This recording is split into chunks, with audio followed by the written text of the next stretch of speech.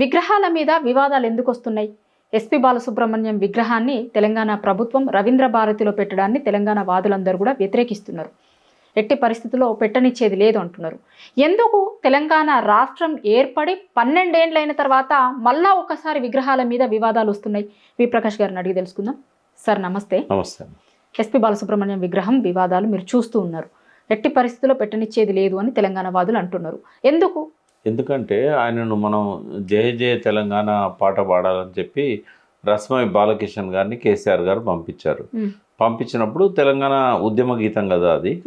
అయితే ఆ ప్రార్థనా గీతంగా కూడా మనం పాడుకునే వాళ్ళం. అయితే ఆయన అభిమానులు ప్రతి ఇంట్లో ఉంటారు. నేను కూడా బాలసుబ్రహ్మణ్యం గారి అభిమాని.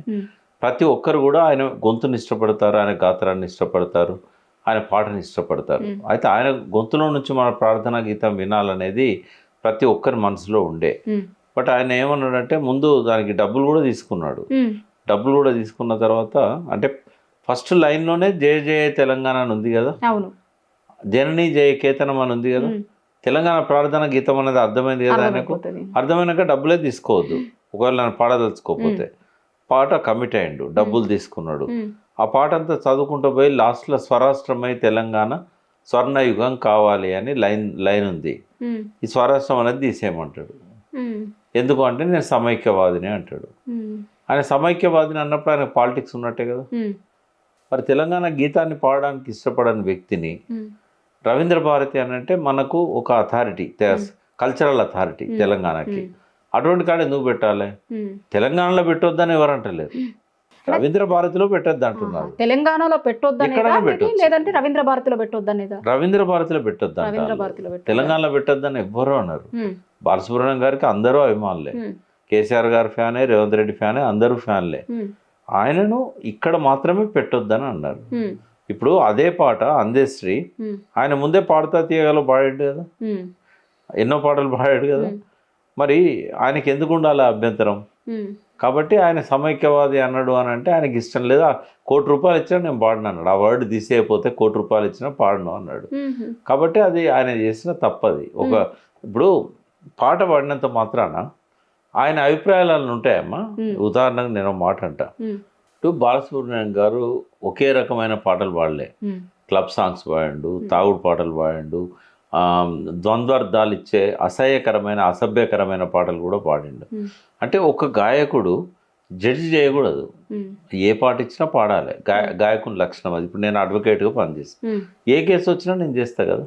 ఒక అడ్వకేట్గా నా పని ఏంటంటే నా దగ్గరకు వచ్చిన కేసుని నేను గెలిపించాలి. ఇది నీ పర్సనల్ అభిప్రాయాలకు దానికి ఏం సంబంధం? వ్యక్తిగత అభిప్రాయం కాదు కదా. పాటల్లో వచ్చింది నీ అభిప్రాయం ఎందుకు అవుతుంది అది?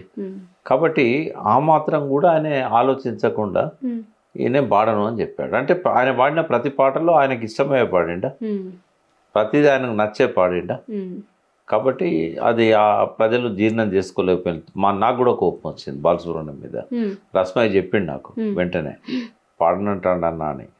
అంటే అందరికి కోపాలు వచ్చినాయి. ఒక గాయకుడు అందరు గౌరవించే వ్యక్తి, కానీ కళాకారులకి ప్రాంతాలు ఉండవు, ఏముండవు అని అంటారు కదా. ఉండనప్పుడు ఎందుకు అన్నాడు ఆ మాట? ఉండనప్పుడు ఆ మాట అనొద్దు. ఇప్పుడు దాన్ని తీసుకొస్తారు కదా, కళాకారులకి ప్రాంతాలతో సంబంధం ఏముంది అనే దాన్ని తీసుకొస్తారు. కరెక్టే, కానీ అటువంటిప్పుడు పాడాలి కదా. ఏ ఏరియా జాతీయ గీతమైనా ప్రార్థనా గీతమైనా పాడడానికి వెనకాడద్దు.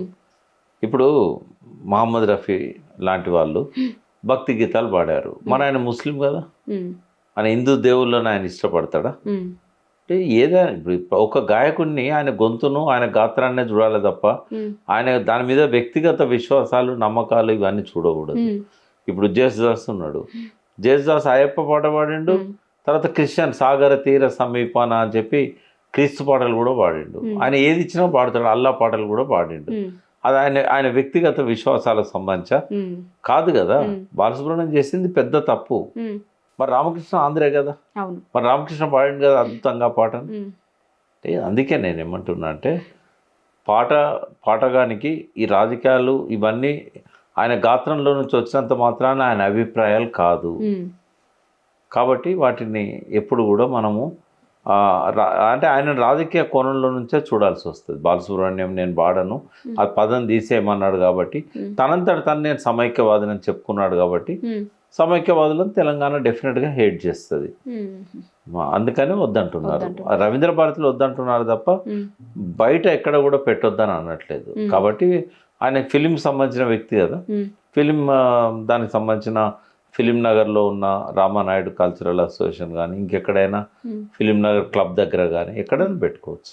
సీఎంఏ పోయి ఇనాగ్రేట్ చేస్తారు అనేది కూడా ఇంకొకటి ఉంది కదా, ఆల్రెడీ చేయనియండి, తప్పేం లేదు. కానీ నేనేమంటున్నా అంటే రవీంద్ర భారతి ఎందుకు వద్దనుకుంటున్నాం అంటే రవీంద్ర భారతిలో ఇంకో 10 విగ్రహాలు రావాలి. గద్దర్ది రావాలి, చుక్క సత్యది రావాలి, ఇట్లా ఒగ్గు కథకు సంబంధించి ఇంకా కొన్ని మనకు తెలంగాణ ఐకాన్స్ అని ఎవరన్నా ఉన్నారు వాళ్ళందరి రావాలి. అక్కడ ఈ సమైక్యవాదాన్ని ప్రమోట్ చేసిన వ్యక్తి విగ్రహం అక్కర్లేదు అనేది. అది రవీంద్ర భారతి అనేది మనకు ఒక ఐడెంటిటీ. అందుకని అక్కడ వద్దంటున్నాం తప్ప తెలంగాణలో వద్దని చెప్పి అనట్లేదు. అంటే ఇంకొక చర్చ కూడా జరుగుతుంది. 2 ఏండ్ల నుంచి తెలంగాణ వచ్చినాక 10 ఏండ్లలో కొంత వేరే ప్రాంతం వాళ్ళకి సంబంధించిన విగ్రహాలని ఇక్కడ పెట్టడం మీద జరగని చర్చ ఇప్పుడు మళ్ళీ కొత్తగా వేరే ప్రాంతం వల్ల విగ్రహాలు ఈడ 2 ఏళ్ల నుంచి పెట్టడము, ఆ కల్చర్ పెరుగుతుంది అనేది కూడా ఒక చర్చ ఉంది. అట్లా ఏమన్నా అంటే మొత్తం రేవంత్ రెడ్డి వచ్చిన డే 1 నుంచే తెలంగాణ అస్తిత్వానికి ఆయన ప్రమాదంగా పరిణమిస్తున్నాడు. ఆయన ఏంటంటే ఫస్ట్ ఆయన టార్గెట్ అంతా తెలంగాణ అస్తిత్వం, తెలంగాణ కల్చర్ని దెబ్బతీయాలి, తెలంగాణ అస్తిత్వాన్ని దెబ్బతీయాలి. అది ఆయనకు వచ్చిన ఆలోచన కాదు. అది వెనకాల చంద్రబాబు నాయుడు ద్వారా ఈయనకి ఇచ్చిన అడ్వైజర్లు ఇప్పుడు చాలామందిని పెట్టుకున్నాడు. ఆంధ్ర నుంచి చంద్రబాబు నాయుడు సజెస్ట్ చేసిన వాళ్ళను ఎంతోమందిని పెట్టుకున్నాడు. ఆదిత్యనాథ్ దాస్ ఒక్కడే కాదు, గూగుల్లో మీరు ఎంతమంది ఆంధ్ర వాళ్ళు ఇక్కడ అడ్వైజర్స్ ఉన్నారని మీరు కొడితే చాలామంది పేర్లు వస్తాయి.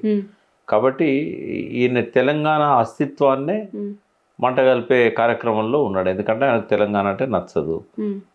ఆ తెలంగాణ రాష్ట్రమే రాకపోతే ఈయన ముఖ్యమంత్రి అయ్యేవాడు కాదు. ఆ సోయి లేదు. ఫస్ట్ బతుకమ్మను బ్యాన్ చేశాడు. తెలంగాణ తల్లి, తెలంగాణ ఎప్పుడు గరీబ్గానే కనబడాలి, కిరీటం అవసరం లేదు. ఇప్పుడు ఆ చర్చ జరిగింది. బిఎస్ రాములు ఈ తెలంగాణ విగ్రహాన్ని రూపొందించాలని చెప్పి 2-3 సంవత్సరాలు కష్టపడ్డాడు. క్యాలెండర్స్ గీయించిండు, పత్రికలకు కవర్ పేజీలు చేసిండు, వార్తాపత్రికలు కూడా కవర్ పేజ్ వేయించాడు. అయితే అప్పుడు కూడా గిట్లనే ఉండే కొంత. అయితే ఆయన బిఎస్ రాములు గారిని కేసీఆర్ గారు పిలిపించి మనకు ఇన్స్పిరేషన్ ఉండాలి తెలంగాణ తల్లి అంటే ప్రజల మనసుల్లో ఒక దేవత అనే ఆరాధనా భావం ఉంటేనే వాళ్ళు ఉద్యమంలోకి వచ్చి కొట్లాడతారు. కాబట్టి మనం ఒక తల్లిని గొప్పగా ఊహించుకోవాలి తప్ప పేద తల్లిగా చూపెట్టుకోవద్దు కదా. మనం పేదవాళ్ళం కాదు, మనం వెనకబడ్డ వాళ్ళం కాదు, వెనక్కి నెట్టబడ్డ వాళ్ళము. కాబట్టి వెనక్కి నెట్టబడ్డ వాళ్ళం కాబట్టి మనం ఈ గరీబు తల్లిని మనం పెట్టుకోవద్దు.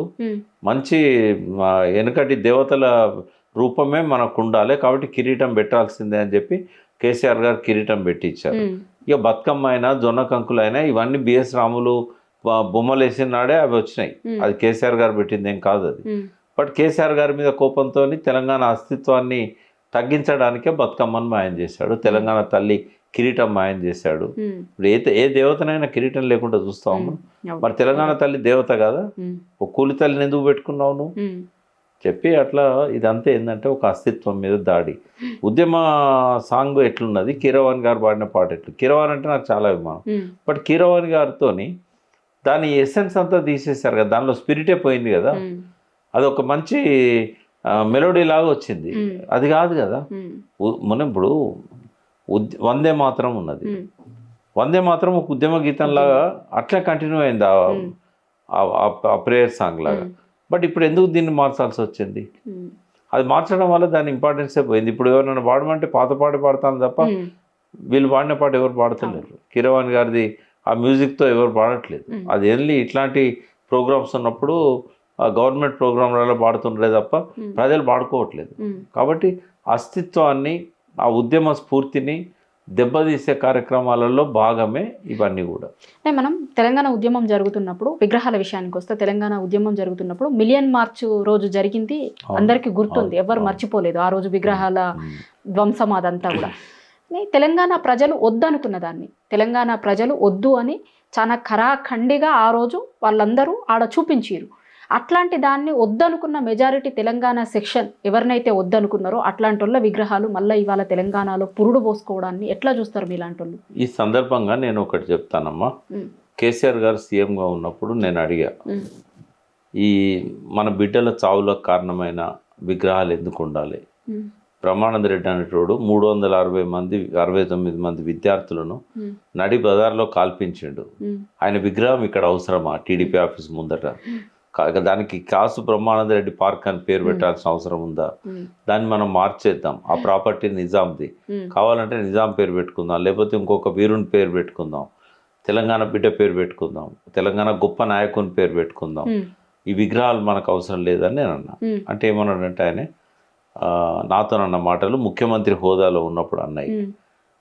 రేపు ఈ 10 ఏళ్ళ గొడవ పోయినాక ఈ ఉమ్మడి రాజధాని అని చెప్తున్నారు కదా, ఈ ఉమ్మడి రాజధాని గొల్లెం పోయిన తర్వాత ఈ నాయకుల విగ్రహాలు ఏవైతే తెలంగాణను సమైక్య రాష్ట్రంలో దోచుకున్న వాళ్ళు కానీ, మనల్ని నెగ్లెక్ట్ చేసిన వాళ్ళు కానీ, మన పిల్లల చావులకు కారణమైన వాళ్ళు కానీ, ఈ విగ్రహాలు ఏవి ఇక్కడ ఉంచము, వీటిని మంచిగా బందోబస్తుగా ప్యాక్ చేయించి, థర్మోకోల్ ప్యాక్ చేయించి, ఒక ఐఏఎస్ ఆఫీసర్ని ఇచ్చి ఒక్కొక్క విగ్రహానికి ఒక ట్రక్ పెట్టి దెబ్బ తినకుండా అమరావతికి తీసుకుపోయి అక్కడ ప్రభుత్వానికి అప్పచెప్తాం, వాళ్ళు ఎక్కడన్నా పెట్టుకోనియండి. మన తెలంగాణ గడ్డ మీద ఈ ఈ ఈ మన తెలంగాణ బిడ్డల చావులకు కారణమైన వాళ్ళ విగ్రహాలు ఉండవని చెప్పాడు. ఆంధ్ర వాళ్ళని తీసుకెళ్తాం, మహనీయులై కళాకారులై అవి ఉంచుకుందాం. కానీ ఈ రాజకీయంగా మనల్ని విధ్వంసానికి కారణమైన వాళ్ళు, ఎన్కౌంటర్ల పేరుతో మనలను వేల సంఖ్యలో చంపిన వాళ్ళను, ఈ అరాచకాలకు అన్నిటికీ కారణమైన వాళ్ళ విగ్రహాలు ఉన్నాయని చెప్పాడు. సంజీవ్ రెడ్డిది కానీ, బ్రహ్మానంద రెడ్డిది కానీ, ఇట్లాంటి వాళ్ళే. అయితే ఎన్టీ రామారావుది ఎక్సెప్షన్. ఎందుకు అంటే ఎన్టీ రామారావు ఒక గొప్ప కళాకారుడు. ఆయన ముఖ్యమంత్రి కూడా అప్పుడు తెలంగాణ ఆంధ్ర గొడవలేని రాలేదు. మూడవది ఏంటంటే జై తెలంగాణ జై ఆంధ్ర ఉద్యమాలు జరిగినప్పుడు నిరాహార దీక్ష చేశాడు రాష్ట్రాన్ని విడగొట్టమని. చదువు చాలా మంది తెలియదు. నా బుక్ చదవమనండి. తెలంగాణ ఉద్యమాల చరిత్ర 2016లో రాశారు, 15లో ఆ బుక్లో ఉంది. వీళ్ళు ఎక్కడ నిరాహార దీక్ష చేశారు, ఎవరెవరు చేశారు, వీళ్ళందరికీ ఉన్నాయి నా దగ్గర. ఎన్టీ రామారావు, నాగేశ్వరరావు ఇద్దరు కలిసి నిరాహార దీక్ష చేశారు రాష్ట్రాన్ని విడగొట్టమని. జై ఆంధ్ర జై తెలంగాణ అని ఉద్యమం వచ్చింది 72లో, 73లో. కాబట్టి ఆయన విగ్రహం పట్ల మాకు ఎటువంటి అభ్యంతరం లేదు. బట్ ఎవరైతే తెలంగాణను అవమానించారో, సమైక్య రాష్ట్రమే కావాలన్నారో, ఆ ప్రభుత్వానికి బాస్టర్గా నిలిచారో, ఆ పరిపాలకుల్లో భాగమైనారో వాళ్ళ విగ్రహాలు పెట్టనీయం. బాలసుబ్రహ్మణ్యంలో 2 ఉన్నాయి.